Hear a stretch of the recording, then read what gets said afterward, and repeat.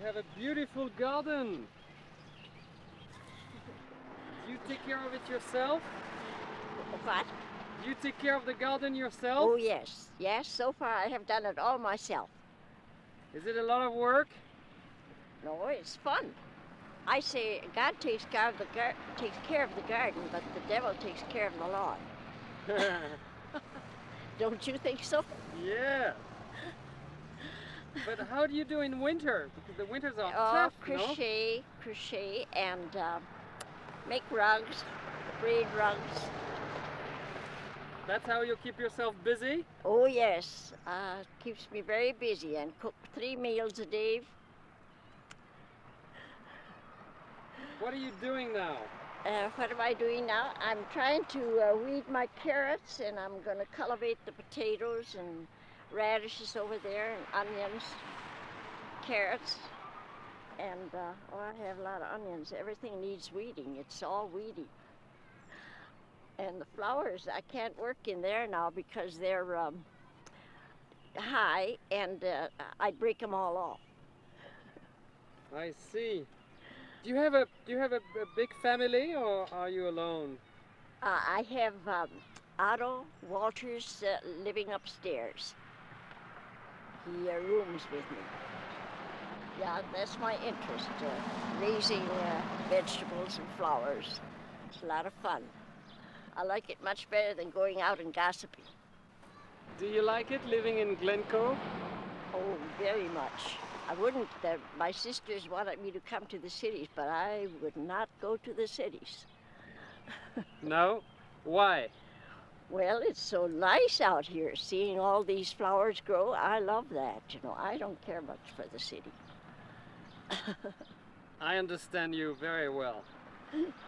When you have such a beautiful garden. That's what... Dear old Miss Litzau, without you and your beautiful garden, we might have missed Glencoe altogether. Of course, that day, there was also the town fair.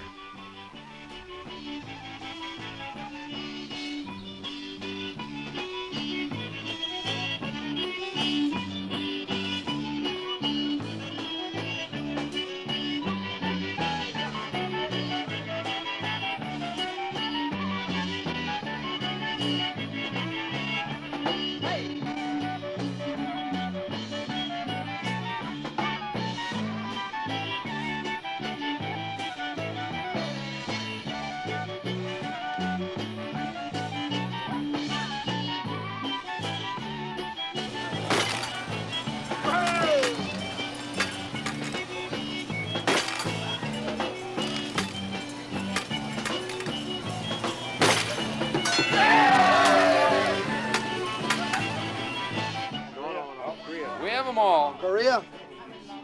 We also Laos have members of and World Cuban War crisis? I. What about you? Vietnam? Vietnam was bad to begin with. You didn't have the populace was not for it. So therefore, they didn't get the respect that was due them. I mean, they died just as easy as anybody else did. They bled just as red of blood. So we try to promote for God and country. Okay? That's what it's all about. We've all been in the armed forces. We all know what it's all about. And hopefully some of our younger generation will take hints from what we're doing. The high schools or grade schools around the community, we donate the flags to them, and we promote promotionalism. Americanism, I'm sorry. What is that? Around the community. Oh, we have with us That's French. You ought to know what that is. we have with us some royalty that was formed in your country. You better explain. That's the commander, the chef de garde. G57 under G57. B9 under B9. 72 under roll 72. Here's a bingo. Hang on to your cards. Okay. Georgette. It's a good bingo. Anybody else? Okay. B2. I grew up in the metropolitan area with the hustle and bustle, and I'd never go back. Why wouldn't you go back? Everything is slower out here. You know people. You can look across in a celebration like this, and you can see people that you know. You look at guys like. What's your occupation? I don't know if I want to say. Say, go on. Okay, I'm the assistant chief of police in this community. But we loosen up and we're human too, right? Okay. Okay. You know I love you so.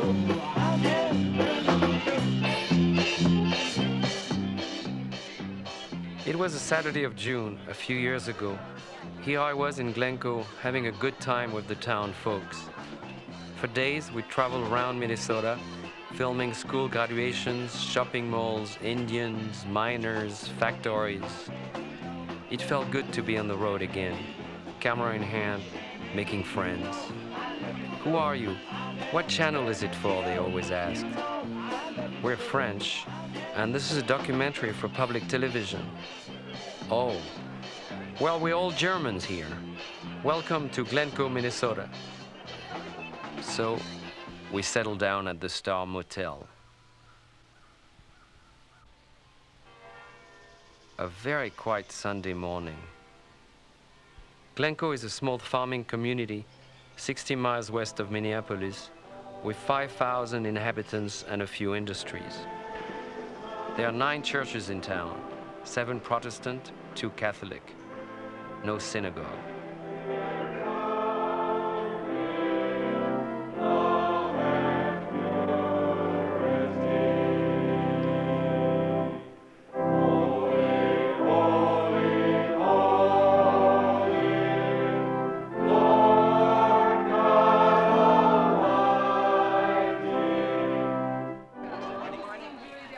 Morning. Morning. Morning. Good morning. Molly, you want to shake hands? Molly, how are you this morning? Oh, well, my goodness. Reverend Chapman, head of the First Congregational Church of Glencoe, is an amiable gentleman, very open-minded. We do it the way we did it. You know, change comes slowly in an area like ours. People like to do it the way their parents did it and the way their grandparents did it. And yet there's the tension of the youth group or the youth culture wanting to change things too. And I don't know how the balance works out, but that's there. I think that's also part of modern life. The divorce rate in our country's up. And here? Yeah, it's up here too. And I think that's really a recognition of the fact that many marriages 20 years ago were in trouble, but they stayed together. And 50 years ago, a divorce was almost unheard of. But the problems within the home and the marriage were still there. You know, I think divorce is a recognition of the fact, at least one part of it is that it's a recognition of the fact that there are some marriages that end in failure. And they don't hold them together anymore, artificially.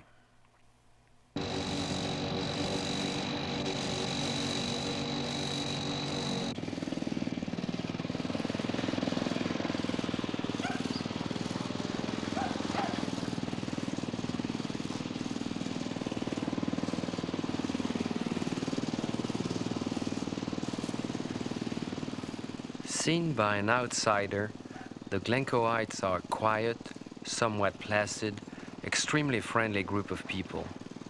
But they have one devastating passion: lawn mowing.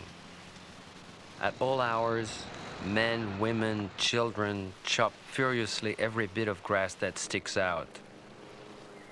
Maybe a vestige of the pioneer spirit.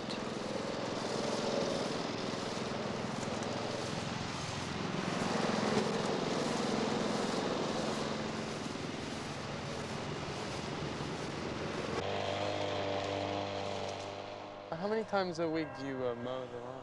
Well, it's once a week for sure. Once a week, we get rain like we had now in the last few days. It's once a week, and if we get more rain, we can expect that we'll have to do it probably twice a week. Why is that? Because the grass will grow that fast. the lawn and your property would start looking pretty shoddy if you didn't keep the grass cut. If you move around town, there's a few places where you can see that.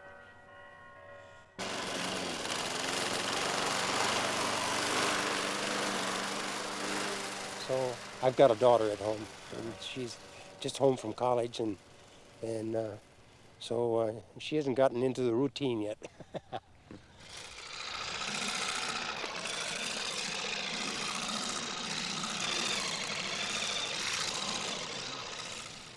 You like doing it? Oh, it's okay. Nothing else to do, so I just do this.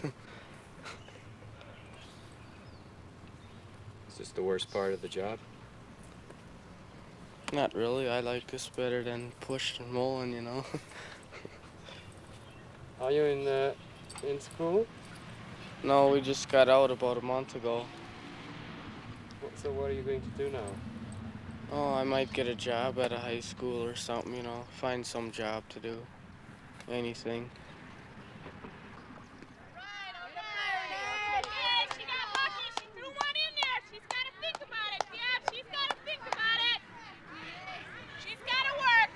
On the outskirts of town, a battle is raging between the local softball team and their arch rivals, the Valkyries of Hamburg, Minnesota. Nice pitch. All right, one more now, one more. I will not get into an argument with those girls.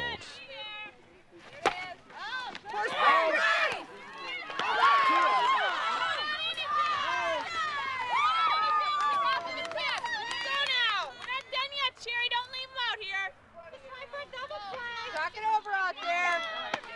Help each other out. There's only one down, right? Okay, Paula, let's take this one now. You got a big range. She's tall. Ah! Nail. Good cut, good cut. Way to go, Roberta. You're ready, you're ready. You got one now.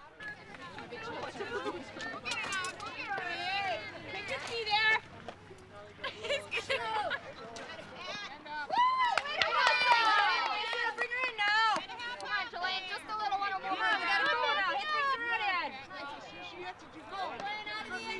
Go down, Pat!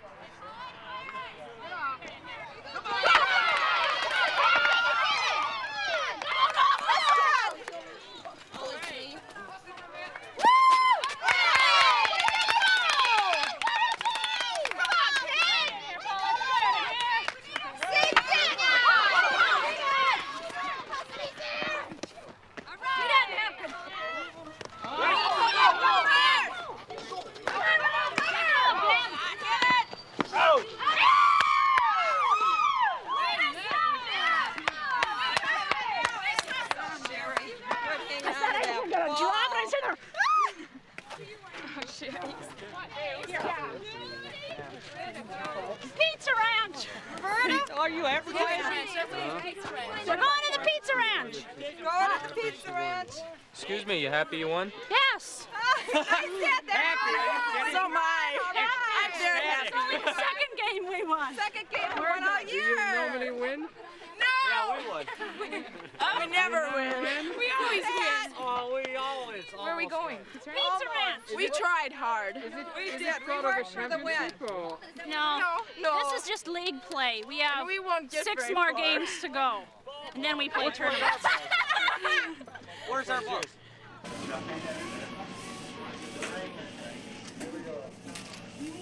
The town Dairy Queen is one of the few gastronomic resources of Glencoe. We eat here twice a day. All your family works here? Quite a few, yeah. Three, here's my wife, myself, and a daughter and a son. And an older daughter helping out, yeah. So there's 5 of you. Yeah, right, yeah.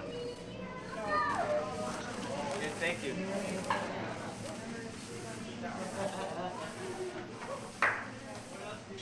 And it's doing well.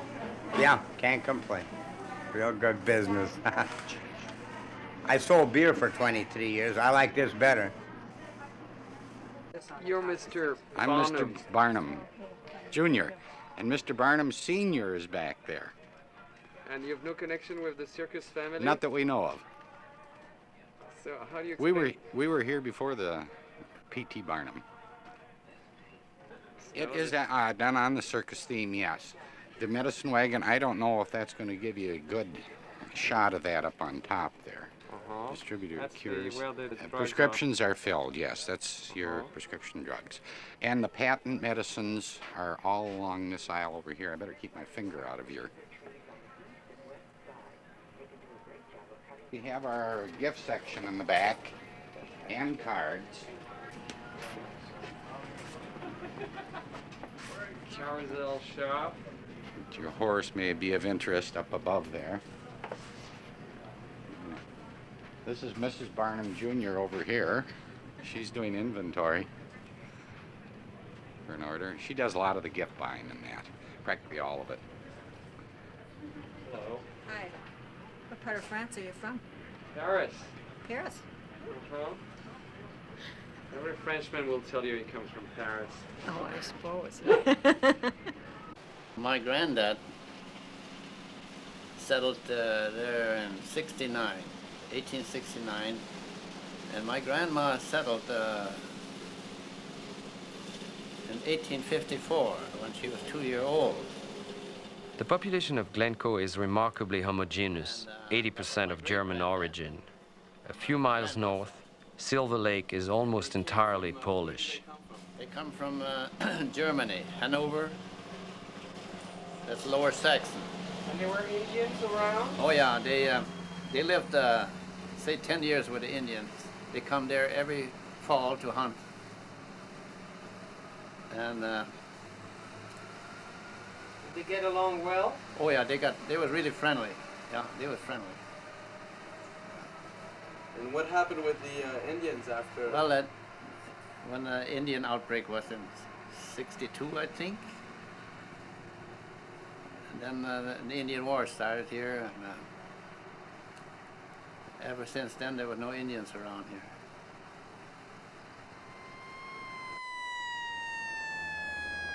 This is our friend Rod Petticourt, the Assistant Chief of Police. They have a silent alarm on here, and it went off. So it was a false alarm, but nevertheless we check them out. Could we get mugged in Glencoe? No, we don't have many major crimes in this community, and that's the way we like to keep it. Rod was a little loose yesterday at the fair. Today he's all business. We're only a 6-man department, but we have about 14 reserve officers. And needless to say, in a small community with 6 men, they don't go very far. So the reserve rides along, they ride along free. They just donate their time, and they help us out in whatever way they can. Real good bunch of guys. So, in fact, I shouldn't say guys, we've got a couple women on the reserve also. So. Oh yeah? Yeah. It's good PR too to show the public that we're not too chauvinistic, that we can have women work with us too. Of course, the one reserve is my wife, and she also works for the sheriff's department, so there's no problem there at all. Rod's favorite topic is drug abuse. I came out here in 1971, and a lot of the drug use would be alcohol and the diet pills at that time. And of course they take a few diet pills and load up a little bit on the beer. They got pretty snaky.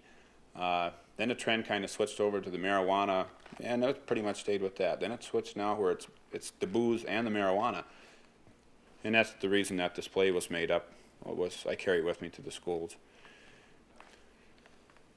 I'm originally from Minneapolis, St. Paul, and I've got nieces and nephews up there, and you've got kids that are 8, 9, 10 years old that are smoking dope. You don't see it out here.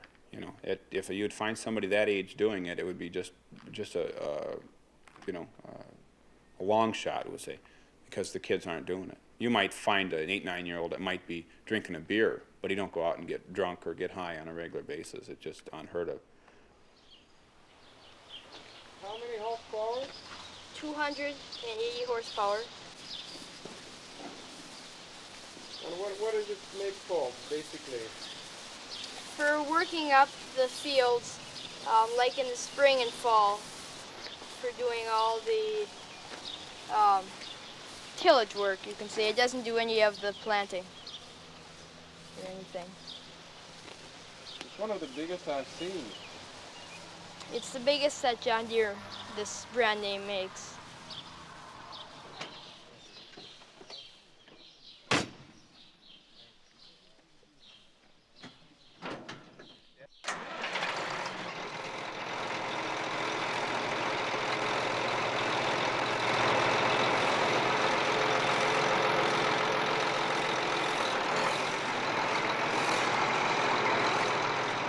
Brian Tholman is 10 years old.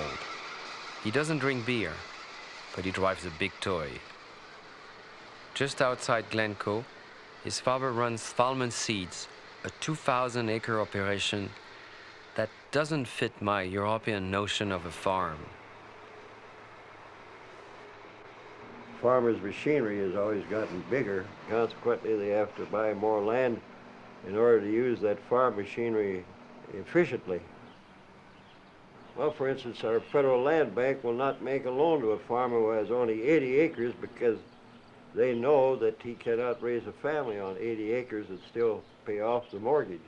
And so there are very few 80-acre farms, whereas back in the 50s, that was the average size farm in this community.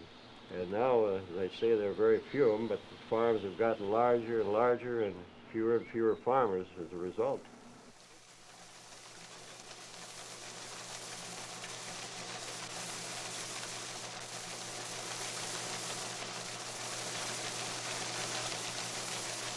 Since '76, we had the opportunity to buy several farms that were within a 2-mile radius of where we're standing.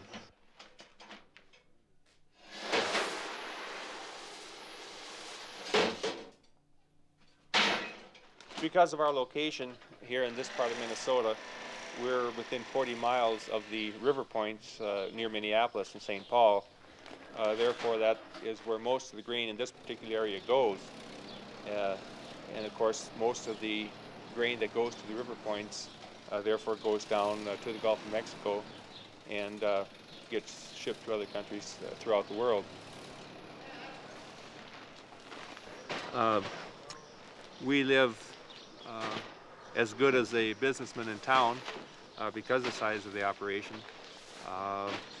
For the amount of risk we're taking, we're probably not as well paid as what we'd like to be.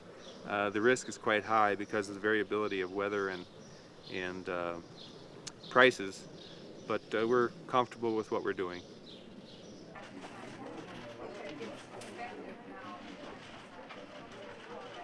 The Security State Bank of Glencoe, Minnesota.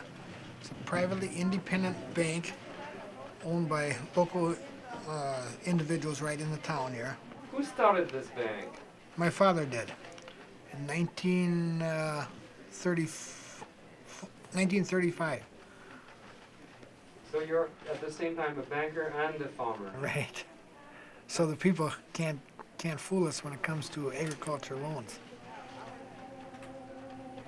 What are you doing exactly at the bank? What's your job? I'm a cashier and I'm a ag and loan officer. Clayton Husse has 5 sons. One of them, Gail, works at the bank. But after hours, back at the farm, he's got some homework to do.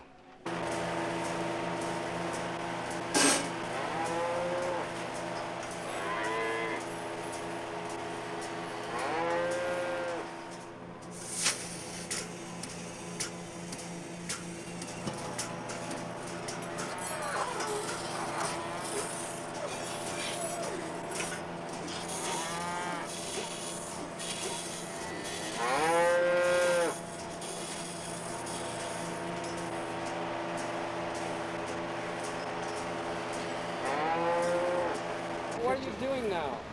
Clayton's eldest son runs a neighboring farm. He was a champion wrestler in high school. It's running about 50% moisture. You got a lot of rain this weekend, no? You're right, a lot of rain. I should be chopping by the neighbors, but we've got so much water standing in the field, it Get stuck. could mud up the hay field, so I could come over here and work today. Clayton's wife also splits her time between the farm and her job in town. Then when the boys got old enough, they became involved in 4-H and they decided they liked farming also. So we started in with the dairy cattle, and now last year I think David started in with the hog operation. This is my son David. These are the fellows from France, and they want to look at this operation here. And, so you're working at the farm full time? Yep. Take care of the pigs part of it, mostly. Take care of the calves too, other than that. And are you still a student or? No, I graduated 2 years ago from high school, Glencoe here. And you're not interested in banking? Not really.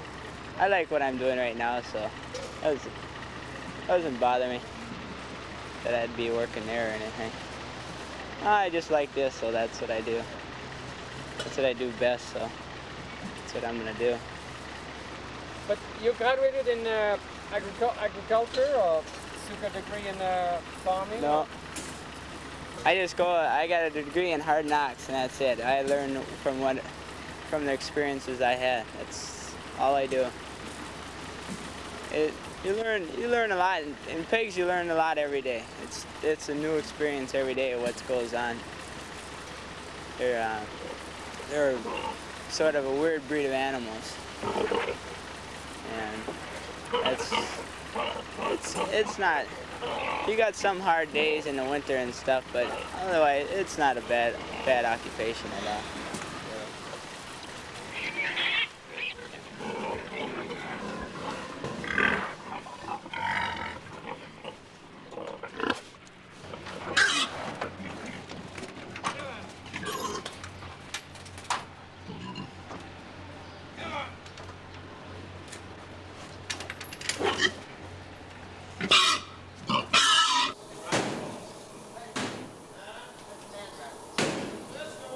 David's pigs will appear eventually on your breakfast table. They end up their short lives at the Hormel plant in Austin, Minnesota, 100 miles from Glencoe.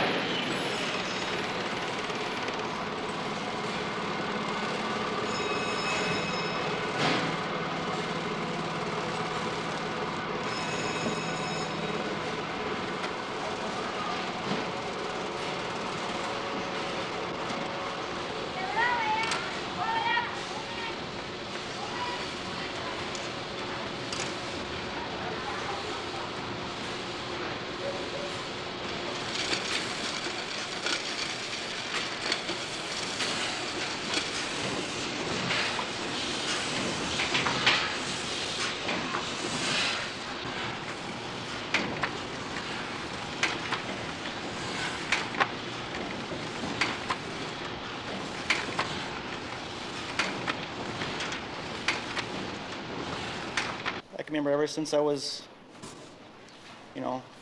old enough to think, you could just farming. That's all I ever wanted to do. I'm my own boss. I don't have to go and punch a time clock, and have somebody get mad at me and stuff like that. I get up in the morning, I know what I got to do. I'm my boss. If I don't want to do too much this on a certain day, I don't. If I don't feel like it. But usually you got to keep on working. It's a lot of work, Oh yeah, but you get it back in the long run. Just like when the crops look good, makes you feel good when the crops look good and stuff like that. You make a good living? Fair, manage. It's not like some people would like to have it, but it's a living. You gotta give up things to have your peace of mind, I guess. Jim McIntern, at 28, is the youngest farmer we've met so far. He runs a middle-sized farm that belonged to his grandfather. His father lives next door, and they're business partners. And you don't see very many young farmers either like me. I only know 3 of them right around the area right here, and that's like about a 20-mile radius. So there's a lot of them that like the farm, want to get started, but they just haven't got the capital. The bank won't give them the money they want because it just takes too much. So you think of yourself as being lucky in a way? Yeah, I think so. Very lucky. So this is your house? Could you show me around? This is the kitchen right here.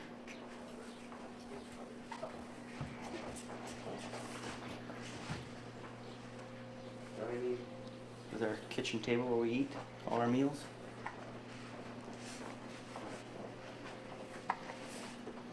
Hello. Hi.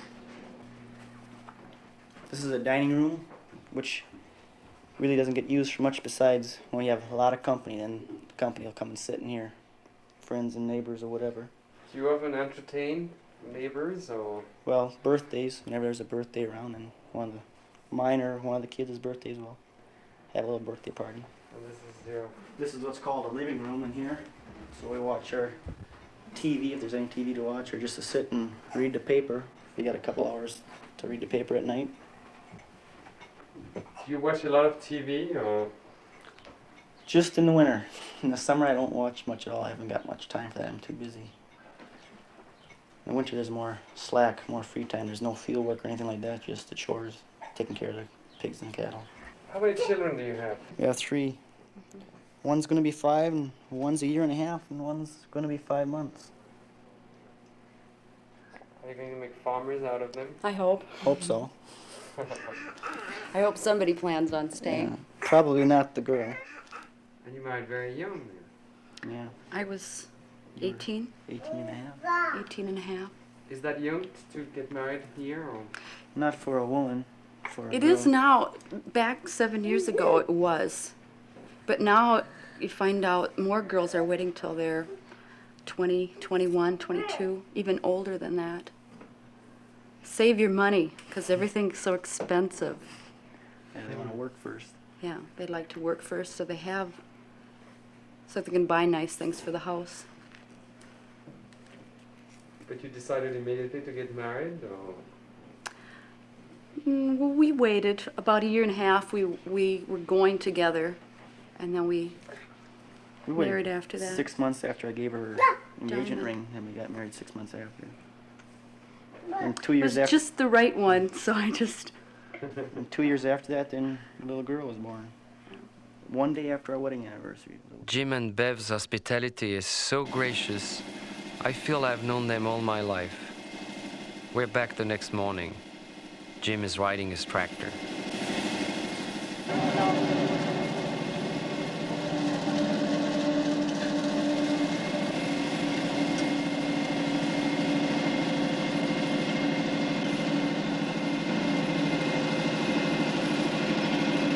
Cultivating corn. About one of the easiest jobs on the farm right now, I'd say.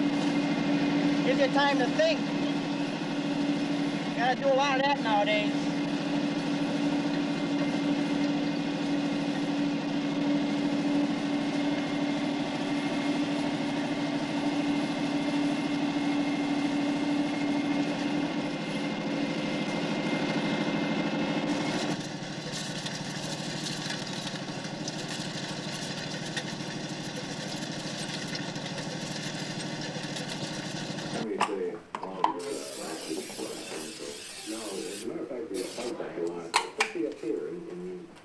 Meanwhile, Bev prepares lunch.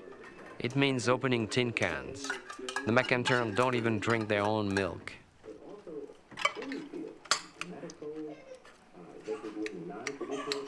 You think of yourself more like as a housewife or?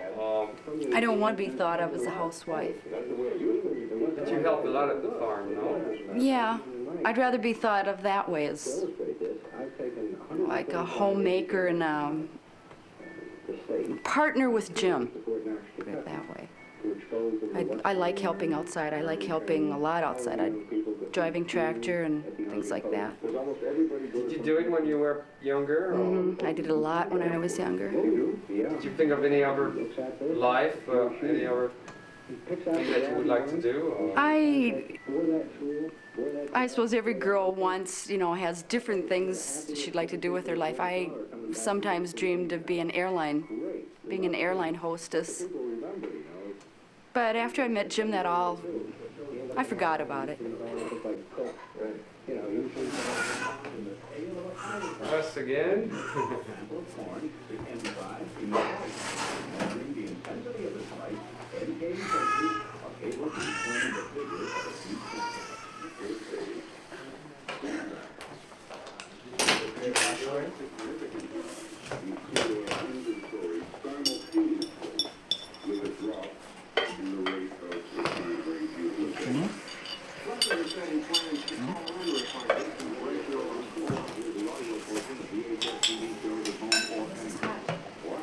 John Pray. Come, Lord Jesus, be our guest at these gifts, so as we bless them. It's hot.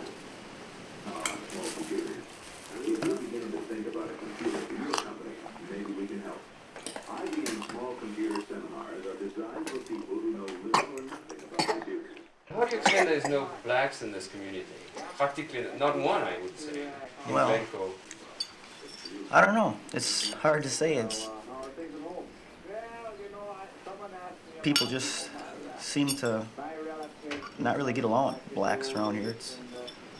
Of course, there never really was any blacks that really came here. One or two, and then they just kept on going. I know, like Hutchinson over there, northwest here, 20 miles, they have a few blacks over there. But it's just no place for blacks around here, I guess. Just don't like it. You mean people don't like them, or they don't like staying here? Well, I suppose it's a little of both, I think. The people are very prejudiced against blacks out here. It's hard to say why. Although you talk to anybody that was in the service, and you don't find too many servicemen that care about blacks. I don't know. So you could have gone to Vietnam. You were the right age. Yeah, just that my draft number was a bit higher than what they drafted that year. I know my brother, his number was quite low, and he managed to get a drafty from it because I was still in school. And as long as he was the only son at home, they couldn't take him. But they could have taken him, but my dad worked at it to get a farm deferment for him. So and that was right in '68 when my brother could have got drafted. That was just at about the peak of the war out there, or what do they call that, scrimmage? It wasn't a war. That's what they call it. It's kind of funny. Enough men died and it wasn't a war. Vietnam was coming back more than once in our Glencoe conversations. There was something else. An unsung hero of the entire war movement of the 60s was from Glencoe. You mean Brad Beneke? Yes. That's my son. And That you're talking of the Minnesota 8. Yes. Yes. What happened to him? He was on trial? Yeah, they had a trial in federal district court in Minneapolis, and he was sentenced to prison for several years. What's happened of him? He's in California now. Yeah. Has a band out there. Oh yes? He's playing music? Or? Oh yeah, he's a good musician. Very good. Brad grew up in a pretty conservative middle-class background. I asked Millie Beneke what exactly were the charges against her son. Oh dear, I wish you hadn't asked me that. I think it was burglarizing with I don't know the technical wording, but with intent to destroy public property. But I don't know what the technical name would be. But actually the action was to burn the draft cards. Right. They had, there were actually 4 different groups who entered different draft offices simultaneously with the intent of destroying the draft records. They weren't successful. I think only in one place were they successful, and those young men were not caught. But Brad was one of the unfortunate ones. And did you know about it when he did it? Or? No, no, absolutely not. And it was a great shock because we've always been very law-abiding people. And with Arnold being a lawyer, I think we were probably more conscious of obeying the law than a lot of families. I think maybe from a selfish point of view, to begin with, I was distressed. But as time went on, and I could see how important it was to him and how important it was that we understand what he was doing, I became more supportive of him. As I say, Arnold was supportive right almost from the beginning. Not supportive of breaking the law, but supportive of doing whatever he could, you know, to end the war. Talk about a fraud on the young men of America. That was it, I'll tell you. And I couldn't blame these young men for protesting. Even though I spent all the years in the war that I did. And I believed in that war, you know. It was right, but there was so much wrong in this that I hope this country never has to go through this again, I'll tell you. It was pretty well torn apart.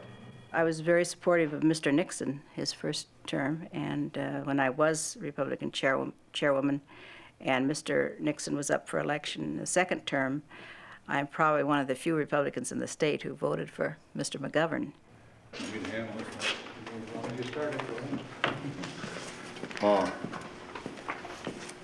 Now I'm just involved with city politics, just on the city council. 1979, the difference between unit revenue from the sale of... But Millie's new interest is not politics. It is show business.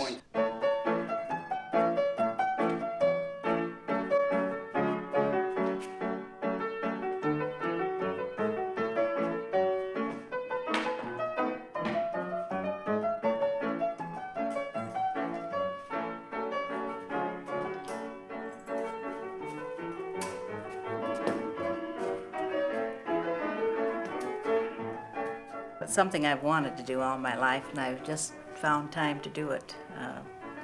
Had 5 children, and they're all gone from home now. And it's something I've always wanted to do, and I decided to do my own thing, and this is the result. I've written 2 plays.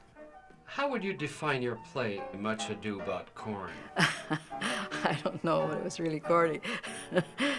It is my pleasure and duty to announce the arrival of the Count. Oh la la! Otto von Contemptuous!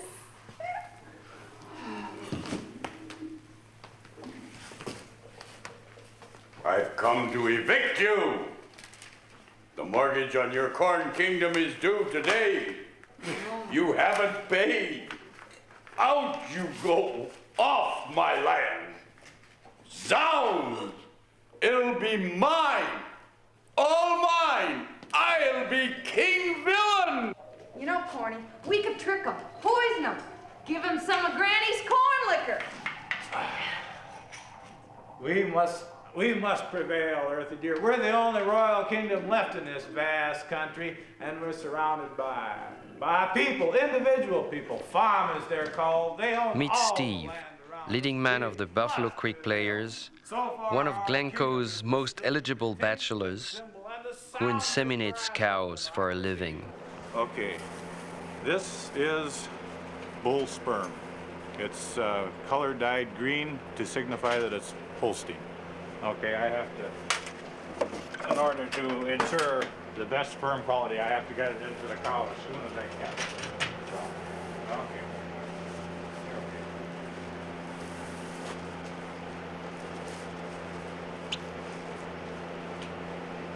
I'm inserting my hand into the anus so I can, right beneath my hand is the cervix.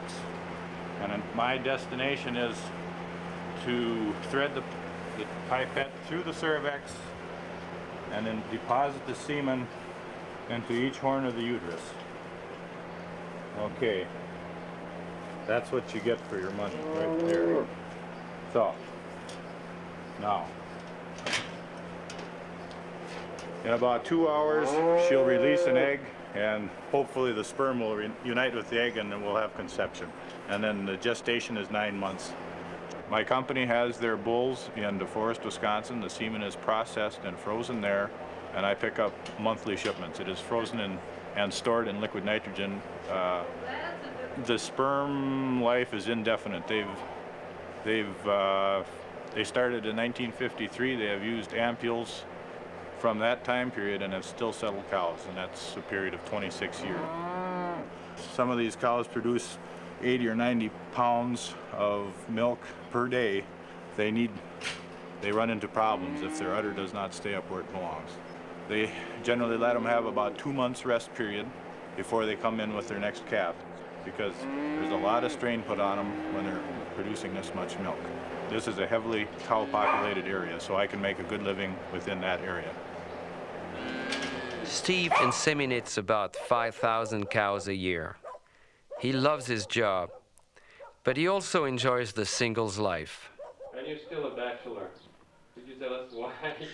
Well, when I had the money, I didn't have the time. When I had the time, I didn't have the money.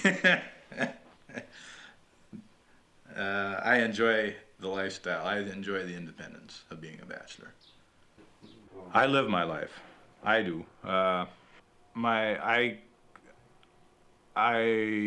My job comes first. But when that's done, I have to keep my mind clear, I have to do other things too. I could put 20 hours a day into my job if I wanted to, but my mind would not be able to handle it. Would you eventually consider getting married and having children at some point, or is it? My target date is 35 years when I'm 35, so I've got 4 years to go yet to find the right one. Would it be possible for you to have a relationship with a girl here without being married? I've done it several times. It's no problem. No problem at all. Not to me. I don't let it bother me. No. I'm sure some people would get a little uptight about it. I'm sure some people would think people were spying on them. Doesn't make any difference to me. But would you say is divorce completely accepted? But that varies from person to person. Some of the older people accept it as the way things are. Some look at their own marriage and they've made their marriage work for 30 years. They wonder why the kids aren't able to. But I think a lot of people realize that the times are changing and pressures are different. Economic pressure situations are much different than they were even 10 years ago. But it's still a very religious community, no? Yes, there are factions that are quite religious. I'm not affiliated with any church at this time, and I haven't been for a while. That's just my lifestyle. That's my own choice. Has there been any situation where people couldn't cope with the public opinion or anything like that? Well, there are factions that don't think much of the theater group because they think we're too progressive, that we're trying to do too much too fast. But anytime, I don't care where you are, if you try to be progressive, there are people that are trying to keep things at a status quo. That's just the human nature. What impresses me a lot about this town, people don't try to make you think their way. I mean, they'll allow you to think your way. They might not agree with it, but they'll allow you to do it, which I think is very good. Have you been working here long? About 3 weeks. What made you decide to be a gas station attendant? I'm sick of being a waitress. Have you considered not getting married, or is it? Yeah.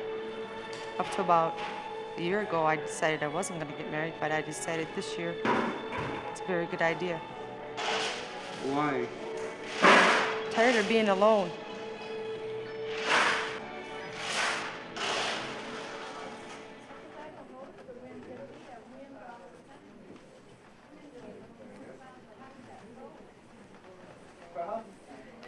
Jean, a Social Security employee at the county seat, is a member of the theater group. What are you doing? I am writing a note to our accountant. What's in the note? Well, I have to tell her to hold a payment on someone because it's in a halfway house up in Candy, Ohio County, because the other county issued the payment for us, and I just found out about it today. So we have to reimburse the other county directly. So, this way. Small. Kitchen? Kitchen.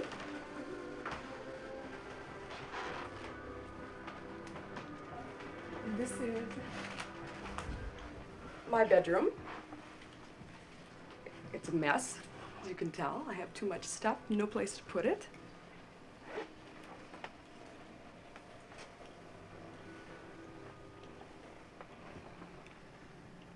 Okay. My roommate's name is Grace.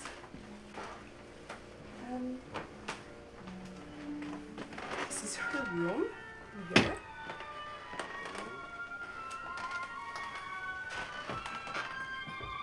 The living room.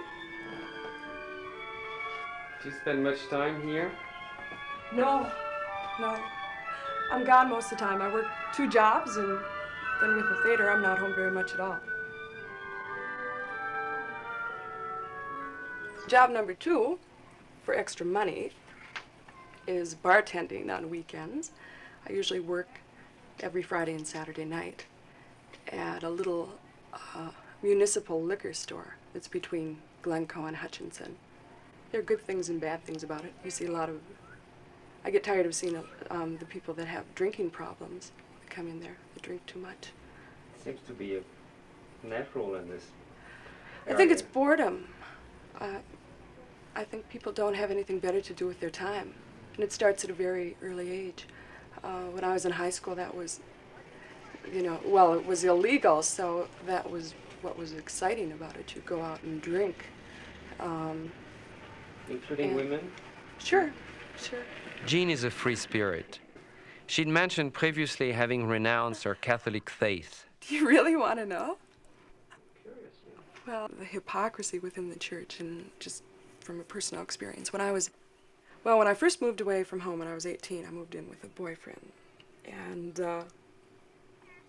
probably was not a very wise thing to do. I wasn't ready for it. And I lived with him for 3 months, and the whole thing fell apart, and I moved back to Hutchinson, and I discovered that I was pregnant. Well, I didn't have a whole lot of choices at that time. Abortion wasn't legal. I didn't even know that there was such a thing as an abortion. I don't think at that time my conscience would have let me have gone through with something like that. But I knew that I was too young to care for a child. I felt I was too much of a child myself, and it wouldn't be fair, so I decided to give the child up for adoption. Well, here I was in Hutchinson. I had no place to go. I didn't have a boyfriend anymore, and I was pregnant, and I had to tell my parents. It was inevitable, and of course they were upset. And the first thing my mother said was, "You've got to talk to a priest. This is awful." The priest called my mother in, and he laid this big guilt trip on her. He told her it was all her fault that this had happened to her daughters, and it was because we wore our skirts too short, and which is the only time we wore dresses is when we went to church. So, and he made her feel terrible, like she was entirely to blame, and there was no. I know it's not fair to judge a whole church on the basis of one individual, but there was just. I don't know, there was just no humanity there. I feel that that's really lacking in the church.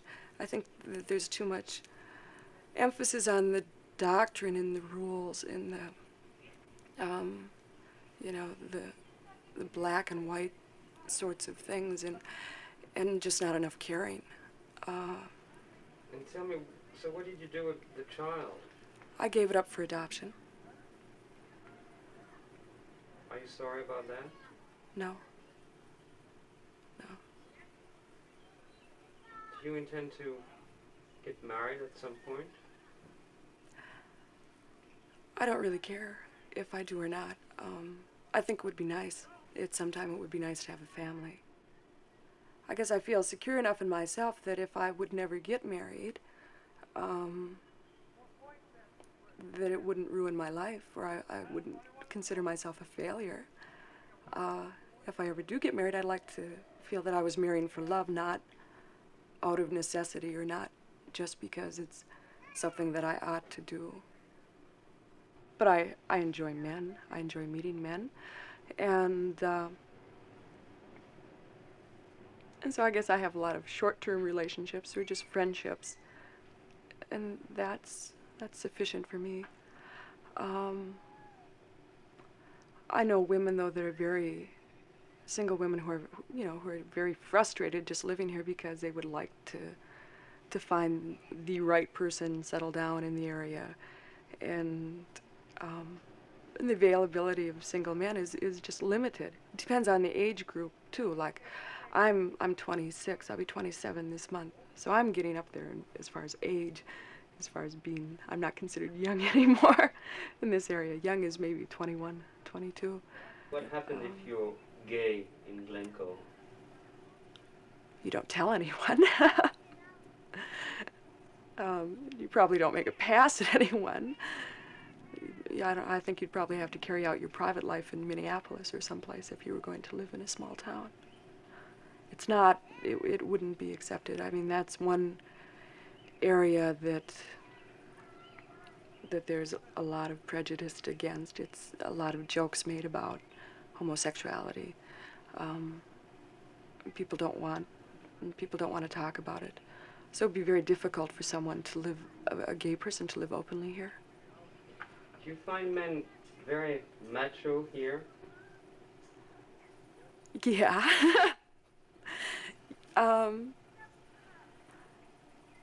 I think so. I think most of the men I meet, it depends. I mean, there are some like single professional men, that have been in different areas and they've come back here, and they're a little more open, and they can carry on a friendship with a woman or just accept her at an equal level. But most of the men around here are into dominance. They have a hard time relating to me because they've never had, usually they never have a serious conversation with a woman. The only thing they can comment on is, how you look, or the sexual thing. It gets to be hard to put up with. I suppose so. Yeah. Is sex very important for you? I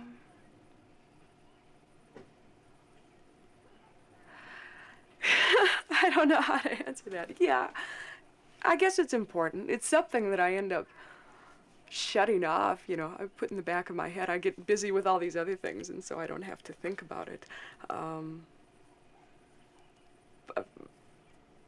But I don't know, but if I meet somebody that I really like, I guess I don't have any hesitation. If I want to sleep with that person, I will. But there's a lot more involved, I think, in that than just, I don't know. I don't go out and look for sex just because I'm horny. That's not what turns me on. But if I don't know, if I meet someone I like, I can't even talk about this. I'm sorry. I haven't thought about it that much. I guess it's important, isn't it, to everyone?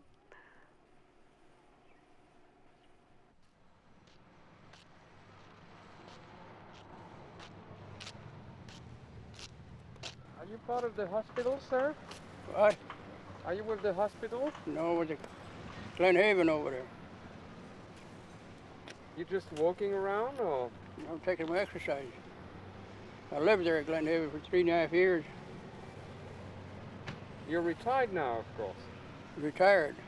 Yeah. I wouldn't call that retired, being in there. Glenhaven, that's where all the people go to other place to go.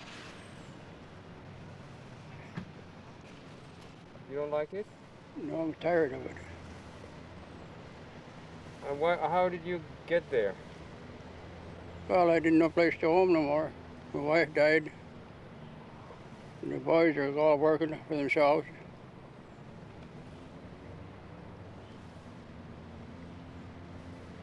Where would you like to be? In the graveyard.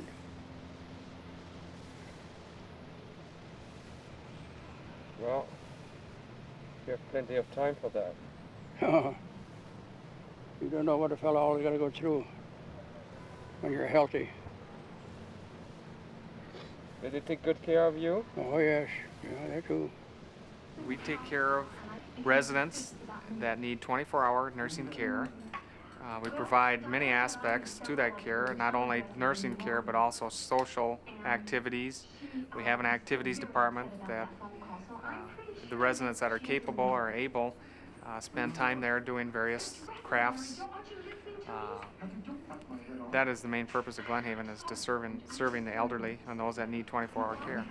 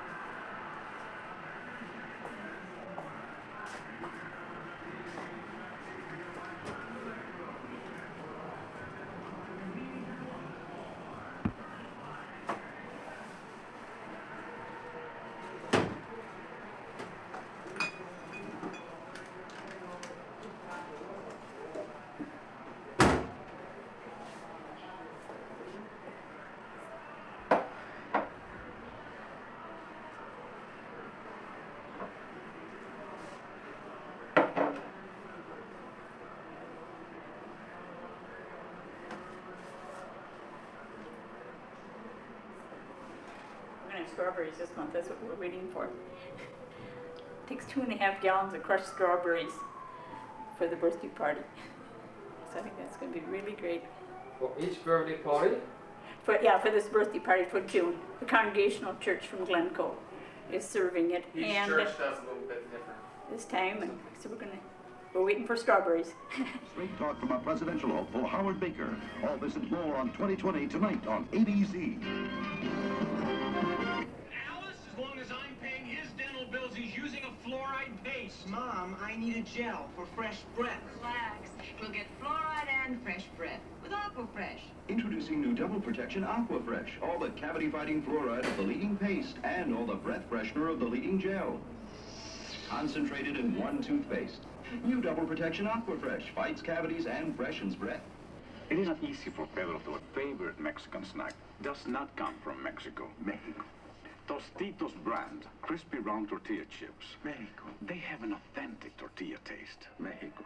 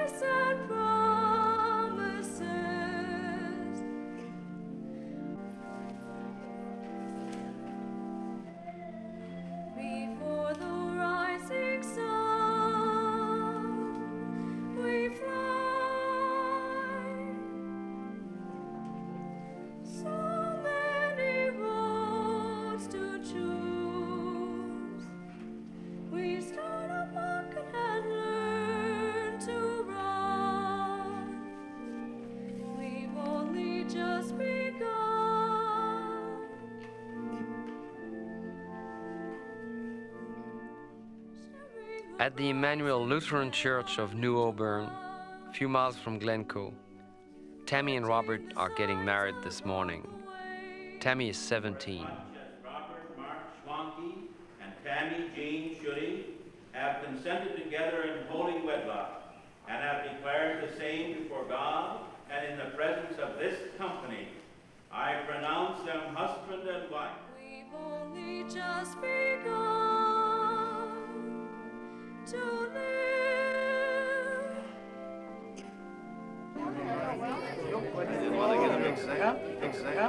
Okay.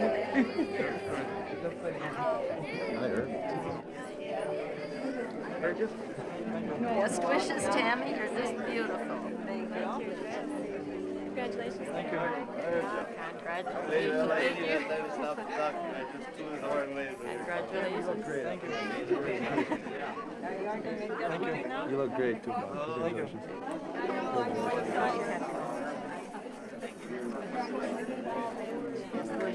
Thank you. Congratulations. Birthday, that's right. Watch my hair.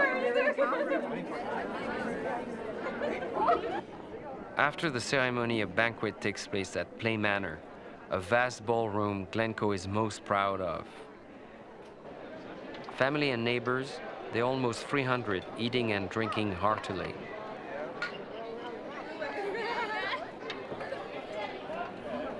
Later, much later. Later. You guys could Somebody get the camera. You'll go wild with my brother. What do you think of the wedding today? He's nice, pretty nice. Shouldn't have My been, though. feet Hot. are tired. It was hot. No, I don't think I'll get married.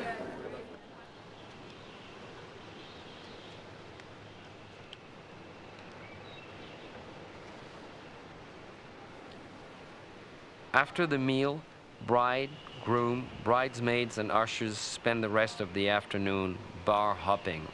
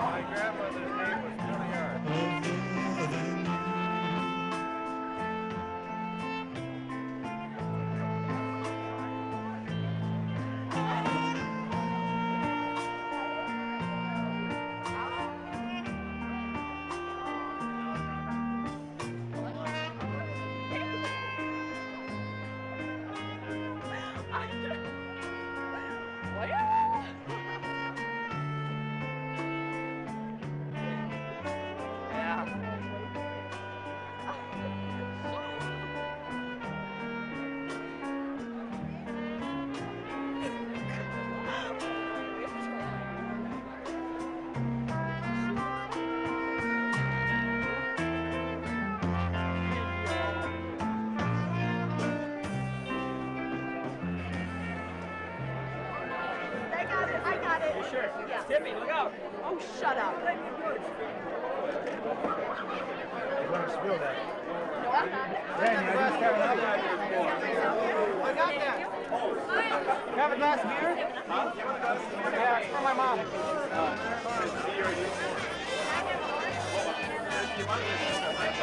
Oh, mom's idea. Ah!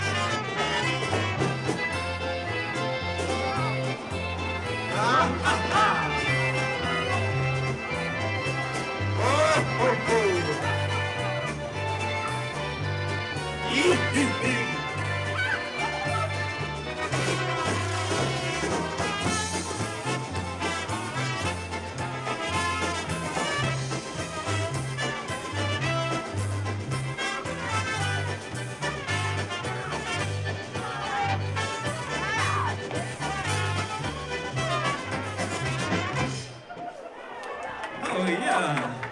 Thank you. Good rock, girl. Do our thing, shall we say. We enjoy just doing what we happen to feel because every band gives us something just a little bit different. And every band will play a little bit different in the modern and their polkas and so on and so forth. And we respond to the music that they happen to be playing.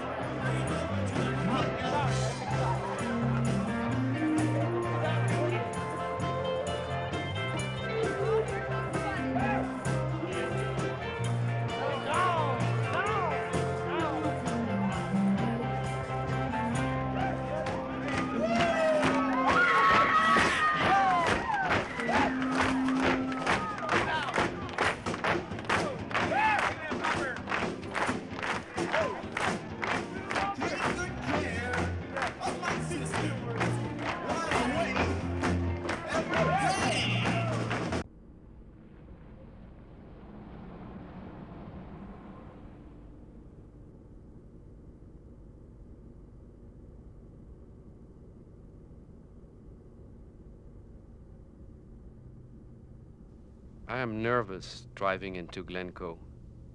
6 years have passed. It is a long time in America.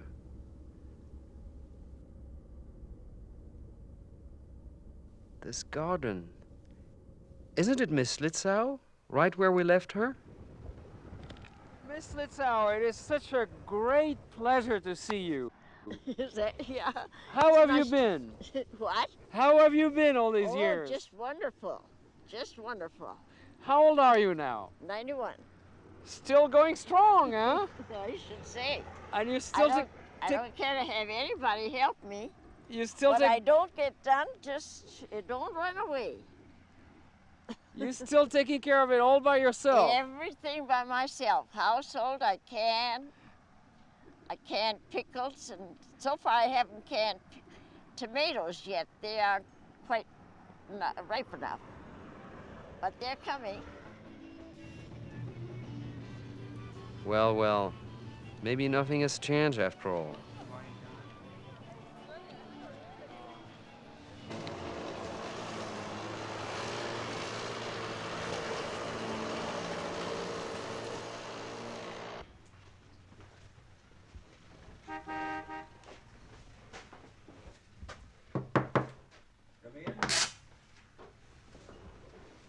Hi, Louie. Hello, Arnold. It's good to see you again. Long time no see, huh?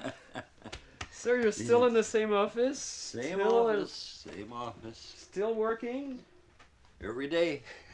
My first visit is with Arnold Benecke, the town lawyer. His wife Millie has written 5 new plays. To answer the challenge, Arnold has taken up acting. Her house, she lived about 300 miles away. Hi, Rod. Hi. Nice to see you again. How much time do you spend in this car? Well, last night I spent about 9 hours in it. Glencoe has lost Rod Petticourt. 12-hour shift. He's now deputy sheriff of the neighboring county. He has put on weight. He misses Glencoe. You get almost as high as the trailer. Some spots. Remember Tammy and Robert Schwanke? We married them 6 years ago. How was late work? What? A spacious 6-room trailer, 2 children, 2 steady jobs. In a happy family, there's never a plot.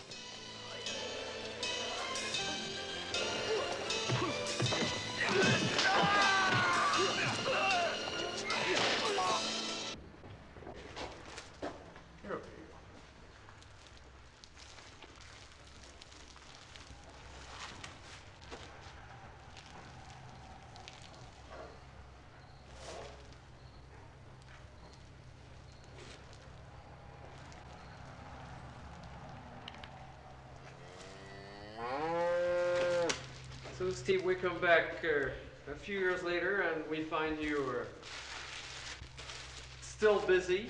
Yes, I'm still enjoying the job.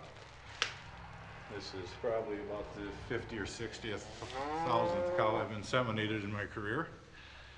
So, starting to get the hang of it finally. And last time we talked to you, you were thinking of possibly getting married. What's happened of your plan? I'm still thinking about it. I'm on a 5-year plan. I made it by 35, and now we're looking at 40. Then we'll think about it again. So, just the opportunity hasn't knocked yet, I guess. You're too busy with your cows. I want to ask you, do you develop a personal relationship with the cows? Not on a one-to-one basis. No, there's too many. I inseminate about 7,000 a year, so it's a little bit difficult to get on a one-to-one relationship with them. But well, I'm on a one-to-one relationship with their owners. It's part of the business. There are always a few cows that stand out in your mind for one reason or another, if they're ornery or whatever. But as far as... What about your swinging life? My swinging life? Getting a little older. It doesn't swing quite as quickly as it used to, but I still try to participate when I can. Play a lot of softball in the summer. Glencoe farmers are having their best crop in 2 decades. They think it's a disaster. We're back to Jim and Bev McIntern, the young farmers I liked so much.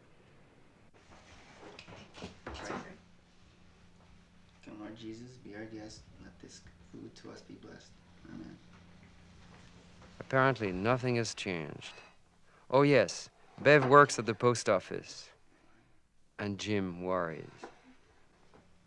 A year ago, 100 pounds of milk was $13.20, and today it's only $11.60. So it's dropped close to $2 a hundredweight in a year.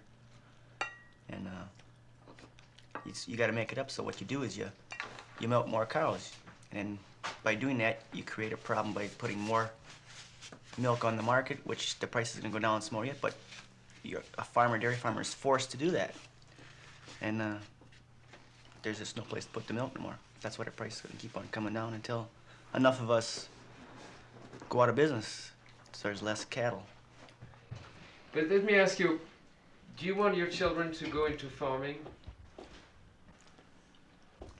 When 10 years ago, or 7 years ago, my first boy was born, yes. But now, I'm kind of hoping he can find something else that he's interested in to do instead of farming, because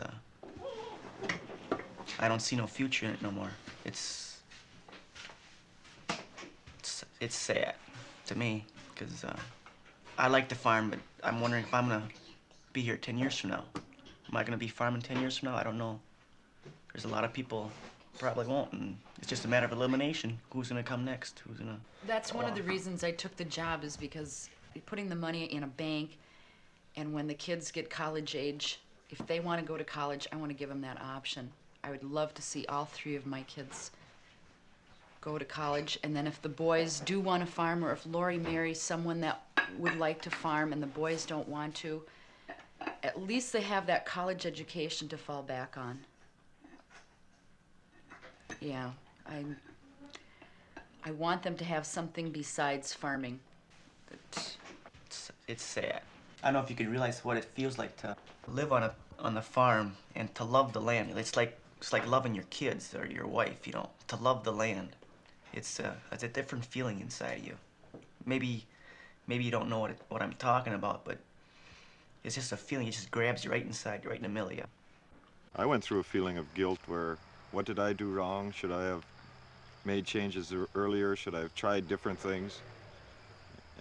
Yet we're traditionalists. It's hard to change. You've done things a certain way, just like planting in spring and harvesting in fall. Terry Wagner we'd not met before. He almost went under last spring. His future is cloudy. We're in a transition period, perhaps. But still, do you think a lot of people sort of blame it on... very much so, very much so. You see lots of depression and guilt amongst farmers. I guess you can compare it to dying or someone telling you have a terminal illness. First you are angry, and then know why me, and finally you come to the realization it's not anything I personally did. You can only work so many hours a day and so many days a week, and when the return isn't there, it's just not going to benefit you at all. And once you've dropped out, once you've quit, you'll never get back to the farm again. It's virtually impossible. My grandfather almost lost his Terry farm, has two but I guess sons. until every The eldest generation one is in Minneapolis, for himself, studying you to don't know be a what they're really mechanic. There, you know, no matter how depressed I get, the final question I ask myself is, what would I like to do different? And I still can't come up with anything except I love to farm. I love to watch things grow and produce and reproduce. And that's what I hope to continue to do. It's gone extremely downhill, tremendously. It's just turned sour. Remember Falmouth Seeds, one of the largest farming operations in the county? Remember little Brian driving the giant tractor? Well, last year they took a loss of $100,000. Randall Folman predicts trouble. When organizations, they refer to the, if I say it right, posse comitatus, various reactionaries, right-wing individuals, anti-Jew, they're feeling, and I happen to agree, that the Jewish people control much of our markets, and I've got evidence to back that up. They're listening to this right-wing faction, and they're picking up arms.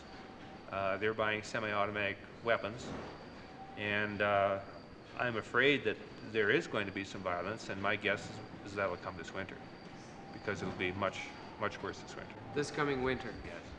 How do you feel personally? Am I ready to pick up arms? No.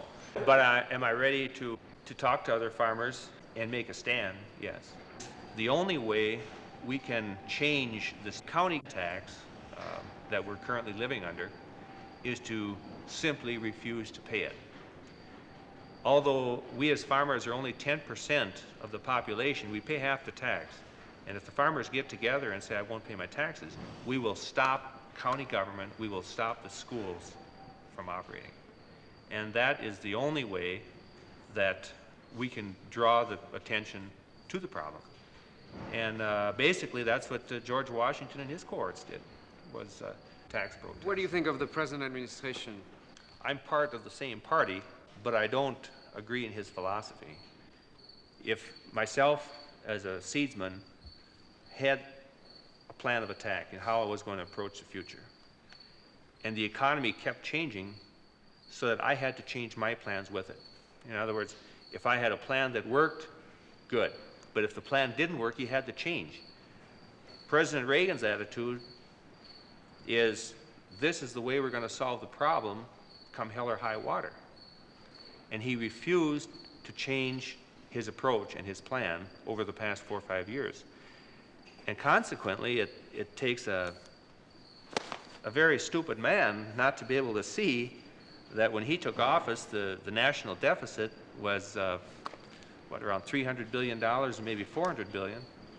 And by the end of this year, it's $2 trillion, you know. So I happen to think that we've got a movie star president, and he can convince a lot of the people a lot of the time. If any other president would have been in office and had left office with a national debt that was 5 times, you know, they would have crucified the man.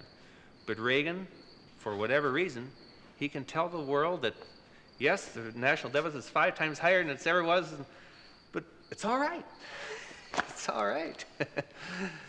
I don't know. I use about a pound and a half of butter, I'll have you know. We keep the dairy farmers going here. Tonight, we dine at Millie and Arnold Binnicky's. Millie is a great cook. He felt they were right. We talk and talk, gossips, Glencoe news. Clayton Hussey, the banker, just died of a heart attack. Gene Tyson has moved to Florida. I ask about their son, Brad, the Vietnam protester. Pretty much within the system now in the sense that he's a business person.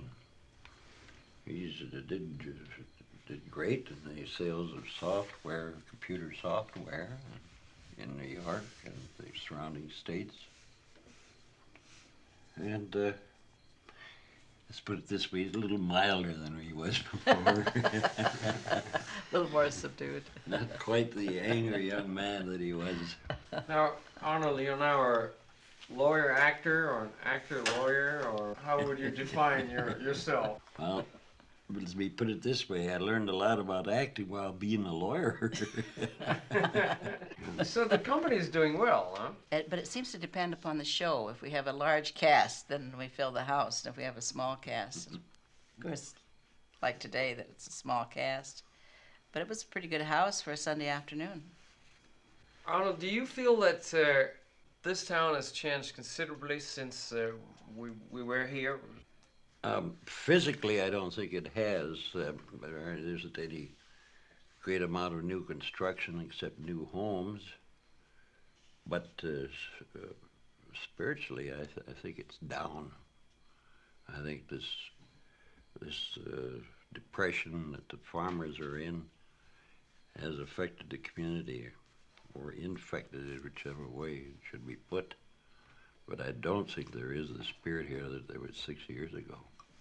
Obviously, there was a lot of confidence in President Reagan, because I think the community, I know the community voted for Mr. Reagan. But after the election, I mean, we get this feeling or the signal from Washington that everything is going so well. And I don't feel that it is, because I'm judging from the food bank that we have in Glencoe. There are many more people using the food bank than before, and we're one of the most prosperous counties in Minnesota. Financially, I think that our generation had it much better than the generation since then. Well, I think our Brad pointed that out very well to us. Millie and Arnold, I am proud to have become your friend. For me, you represent the best of this country. Generous, smart, dedicated, unpretentious. Great Americans. I have high hopes for this country, because things that are going on right now can only be characterized, in my mind, as an obsession with greed. And a nation doesn't live long with that obsession, and particularly a democracy. There's a lot of good in this country, a lot of good people, and they aren't gonna subscribe to this philosophy of greed that's going on now. It's horrible.